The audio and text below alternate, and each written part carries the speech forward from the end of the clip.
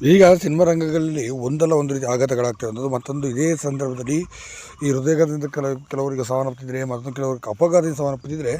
ಈಗ ಮತ್ತೊಬ್ಬರು ಖ್ಯಾತ ಕಲಾವಿದೆ ಆಗಿರುವಂಥ ಶ್ರುತಿಯವರು ಇದೀಗ ಆತ್ಮಹತ್ಯೆ ಮಾಡಿಕೊಂಡಿರೋದು. ಅದು ಕೂಡ ಗಂಡರ ಕಿರುಕುಳದಿಂದ ಬೇಸತ್ತಿ ಕೊನೆ ಸೆಳೆದಿದ್ದಾರೆ ಎಂಬ ಮಾಹಿತಿ ಬಂದಿರುವಂಥದ್ದು.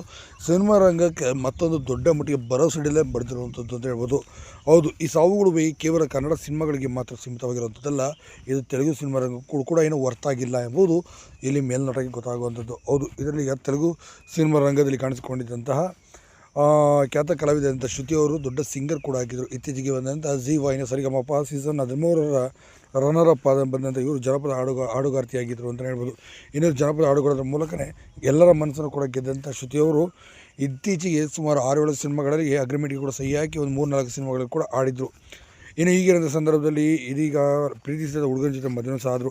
ಇನ್ನು ಹುಡುಗನಿಗೆ ಹಣದ ದಾಹಕ್ಕೆ ಇವರು ಬಲಿಯಾದರು ಮತ್ತು ಅವನು ಅನುಮಾನದ ಕಾರಣಕ್ಕೆ ಇವರು ಬಲಿಯಾಗಿದ್ದಾರೆ, ಆತ್ಮಹತ್ಯೆ ಮಾಡಿಕೊಂಡಿದ್ದಾರೆ ಅಂತ ಹೇಳಲಾಗುತ್ತೆ. ಮದುವೆಯಾಗಿ 1 ವರ್ಷಗಳಲ್ಲಿ ಅವನು ಕರಾಳವಾದ ಮುಖವನ್ನು ತೋರಿಸಿದ್ದಾನೆ. ಆ ಮುಖವನ್ನಿಂದಲೇ ಇದೀಗ ಆತ್ಮಹತ್ಯೆಗೆ ಶರಣಾಗಿರುವಂಥದ್ದು